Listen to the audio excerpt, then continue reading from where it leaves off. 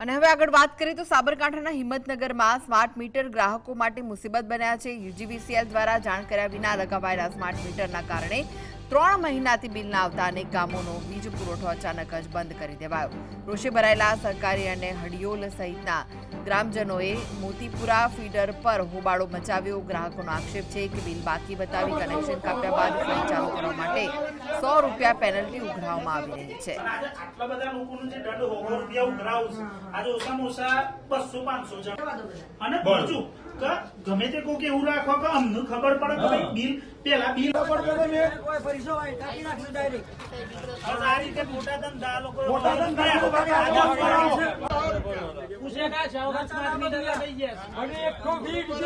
તો વધુ વિગતો માટે જોડાઈ ગયા છે સંવાદદાતા જુગનુ સ્માર્ટ મીટરને લઈને હોબાળો થયો છે, શું વિગતો મળી રહી છે?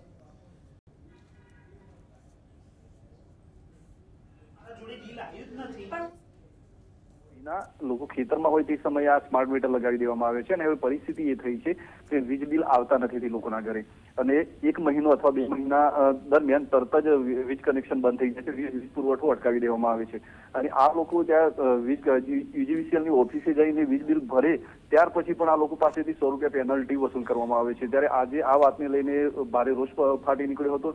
હિંમતનગર તાલુકાના ગઢોડા, હાજીપુર, હડિયોલ અને સહકારીજન વિસ્તારના 100 થી વધુ લોકો ત્યાં પહોંચ્યા અને આ છેલ્લા 3 મહિનામાં ₹300 ખોટી રીતે ટેક્સ ચૂકવવો, પેનલ્ટી ભરવી પડી હતી અને તેમનો આક્ષેપ કર્યો હતો અને આ સમગ્ર મામલે હવે સ્માર્ટ મીટર હટાવવાની તે લોકો માંગ કરી રહ્યા છે। જો સ્માર્ટ મીટર નહીં હટાવે તો આગામી સમયમાં ઉગ્ર આંદોલનની પણ આ તબક્કે તેમણે ચીમકી ઉચ્ચારી છે।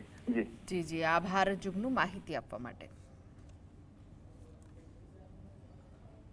4 મહિના પહેલા યુજીવીસીએલ વાળા અમારા ત્યાં આવ્યા હતા સ્માર્ટ મીટર લગાવવા માટે। જયારે લગાવતા હતા ત્યારે મેં એમને એડવાન્સમાં પૂછ્યું હતું કે સ્માર્ટ મીટર છે કે સાદા છે, તો એમને મને એવો જવાબ આપ્યો કે ના આ સ્માર્ટ મીટર નથી અને એ રીતે જુઠ્ઠું બોલી સ્માર્ટ મીટર લગાઈ ગયા અને અત્યારે છે ને બિલ ભર્યા પછી ઓનલાઈન લાઇટ બિલ ભરી દઈએ ને તો પણ લાઇટ ચાલુ નથી કરતા અને પબ્લિકને હેરાન કરે છે। અમારે આવું સ્માર્ટ મીટર નથી જોતું, કાઢી જવાનું મહેરબાની। મીટર લગાડે અને પછી લાઇટ બિલ ક્યારે આવે છે ને કેવી રીતે ભરવું છે એમાં ભરવું ને એ બી ખબર નહીં પડતી।